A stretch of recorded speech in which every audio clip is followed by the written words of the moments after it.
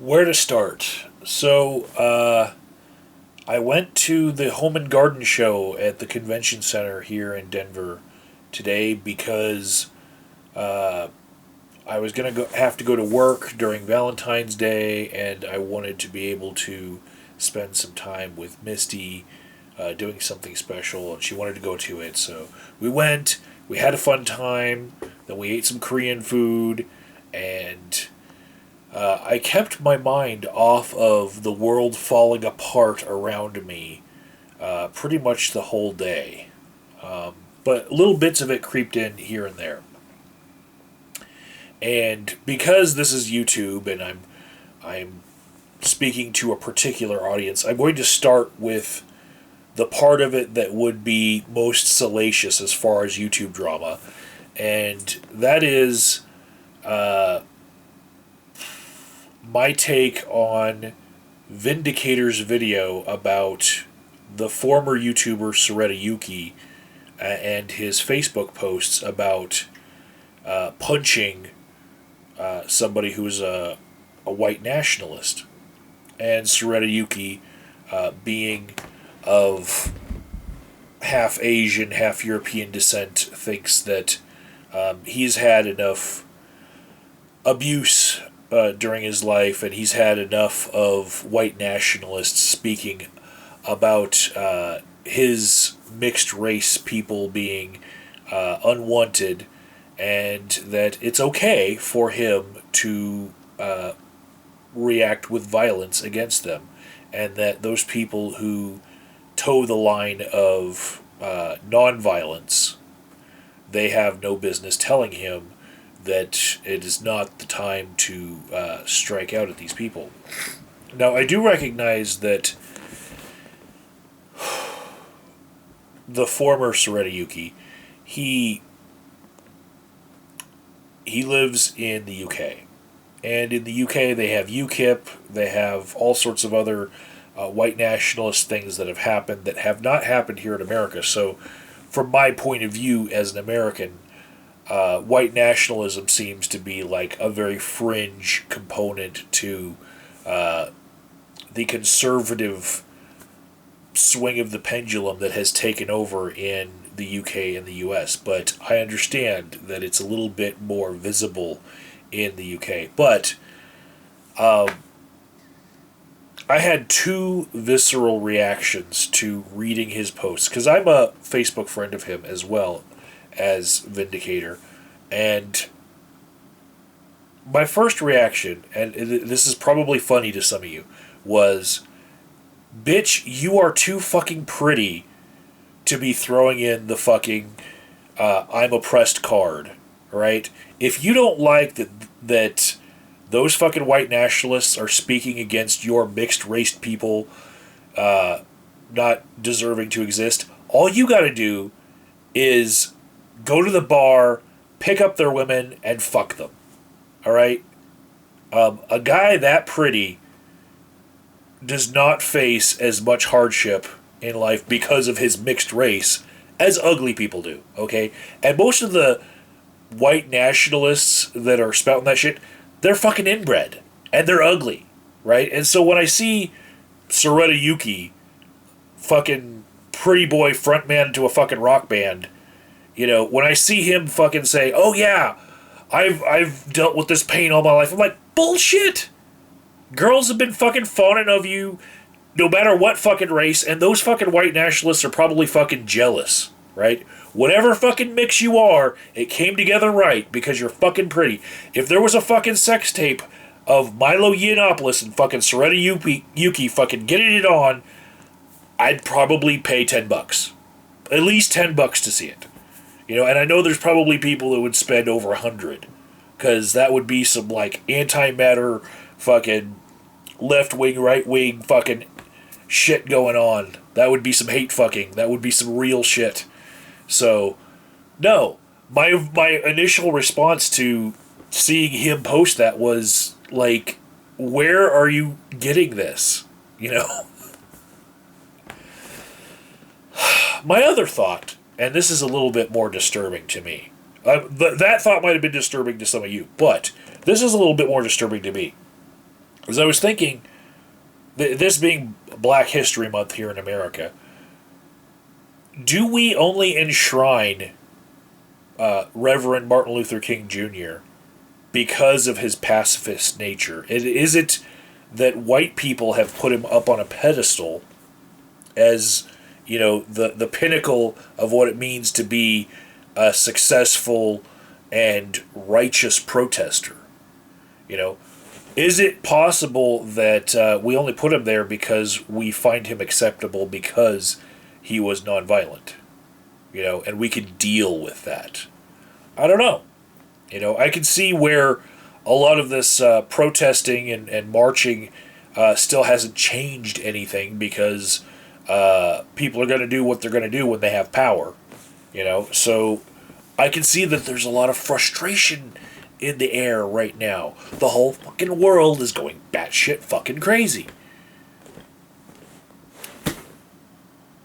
So I don't know. Is it that the pacifist, nonviolent stance is revered in white culture, and that we tell others you should keep to the nonviolent path? Is it that's because we can handle that, and we can accept it, and we can brush it under the rug when it's convenient?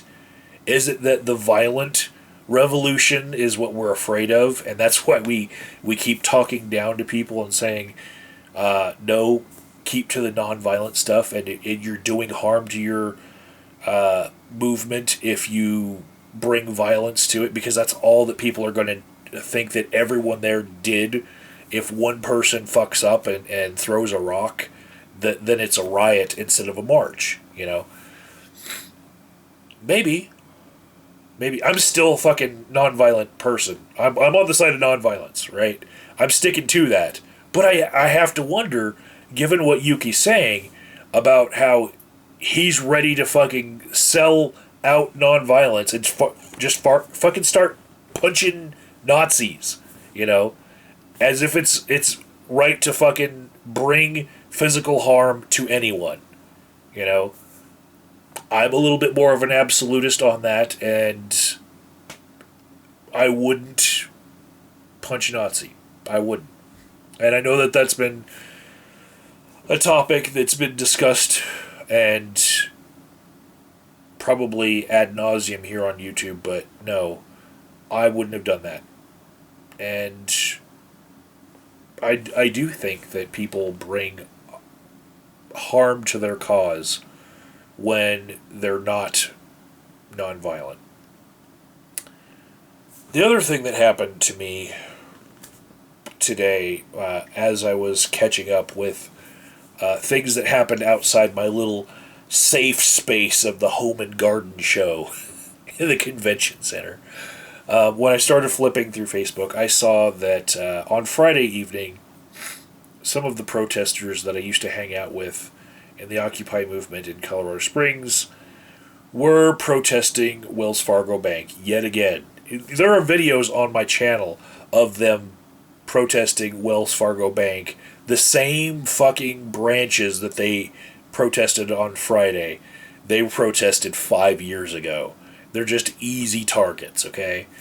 And so, once again, protesters were arrested, and this time it was a lady named Jerima King that I have not met, but I think is an indigenous person to America who is on a tour helping protesters in different places stage their No DAPL protests. And then there's Karina Lemus, who I have met a few times in the past. In fact, she went to a couple of the activist meetings that I hosted in my store back when I had a store in 2013 and 14. And so I remember Karina like all the way in the Occupy movement. And yeah, beautiful girl.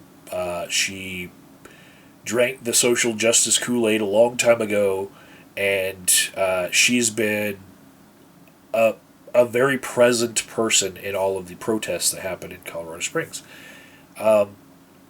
But I'm going to link you to a lot of the footage that came from that, which ended up on a video from CSaction. And you'll notice that one of the people that I've talked about previously in this activism scene is present, and his name is Eric Verlo. If you search my channel for Eric Verlo's name, you'll see a whole bunch of crazy things like how he led the Idle No More protesters back when it was just the Keystone XL pipeline. He led them to a drum circle in a shopping mall, which got them all arrested. He got a nun killed by a St. Patty's Day parade incident where they were basically protesting war in the middle of a St. Patty's Day parade, and they were asked to leave, and they didn't. And the nun was dragged from his bookmobile that they had entered into the parade, and the infections from the wounds she had on her hips actually killed her. Then he was protesting the Democratic National Convention in Colorado Springs when it happened there. This is like a decade ago. Because it wasn't liberal enough, because this guy on his website has, don't buy blood oranges from fucking Israel. Also, he was outed on the news as having bomb-making material on his website. This is a bad fucking element to the activism movement, right? He was one of the people who hijacked the Occupy movement, both in Colorado Springs and Denver. And the little kind of cell that exists in both cities now is so small because of his presence. And he still wears an Occupy jacket. It's awesome. In this footage that I will link you to in the description box. Anyways, everywhere he goes, people get arrested. Except for him.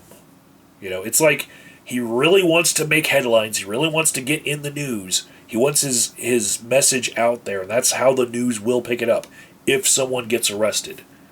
So he gets somebody arrested. And normally it's a college-age student like Karina Lemus, and they are then saddled with a criminal record for the rest of their lives. And for what? One fucking blurb in the news. People are going to forget a day later, but her life is now permanently affected by the criminal record she's going to have from this incident. And if you look at the footage, Eric Verlo's holding the giant banner, and as they're going into the door, it's like convenient that when the cops close off entrance to the bank, the second bank that they hit that day, I'll link a news article that kind of puts it in context, because the footage is actually jumbled. It's not in chronological order, and he kind of superimposes footage from other parts of the day in, so it kind of confuses you. CSaction kind of works in conjunction with Eric Verlo. They're longtime buddies. But basically, the two that went in were followed by everyone else in the second bank, right? And then the next footage that you see is Eric Verlo is standing outside holding that giant banner. Now there's all these other people with signs, but these two were left behind in the bank. And the manager shut and locked the door on them, and they called the police in and had them arrested.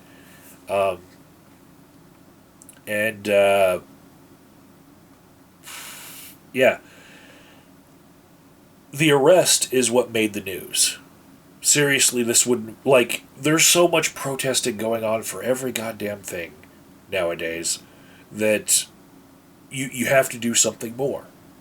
And Eric Verlo knows this well, and so they had to get somebody arrested. And it happened. And it's like, I've been saying this for years now on my YouTube channel in multiple different videos, that he's a bad element, and if you see him at a protest, go home. You don't want to be a part of it. Something's going to happen, and people are going to get arrested. And for what? There's plenty of things you can do to support things, and This is a guy who protested the U.S. Star Wars program at a symposium for space, you know, and was wearing like mock-up like astronaut outfits when he was doing it. Like, no fucking bullets in space. You know, he's fucking crazy.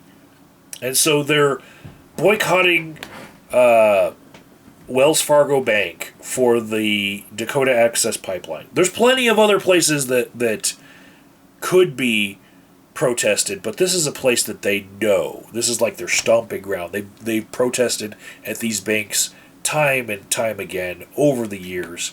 And so they've kind of just worked the Dakota Access Pipeline reason into what they're already fucking doing, you know? And there are signs among them about other issues that have nothing to do with Dakota Access Pipeline, like they have to do with war, and it's because the core of Eric Verlo and CSaction, Mark, and a couple of others, they actually started as anti-war protesters. It's like they picked Colorado Springs because it's surrounded by 5 military installations. That's where they all picked to live, just to have this gripe, you know. And they co-opt every little protest that they can and try to get someone arrested.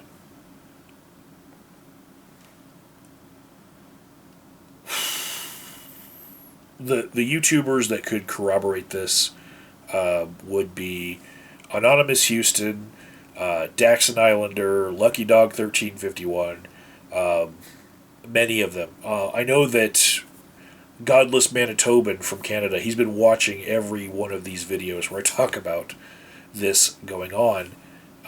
So he can corroborate the pattern. But basically, watch the video and think, what's going to happen when you go into private property with a megaphone and you try to shut that shit down? What do you think is going to happen? You know? And Eric Verlo's the one in the footage who is saying, you know, why won't they let us in? They need to be accountable for... You know, he's the one making that speech in the footage. And when you watch it, you might want to just slap him in the face through your screen, you know? The world is really falling apart. We've lost who we are.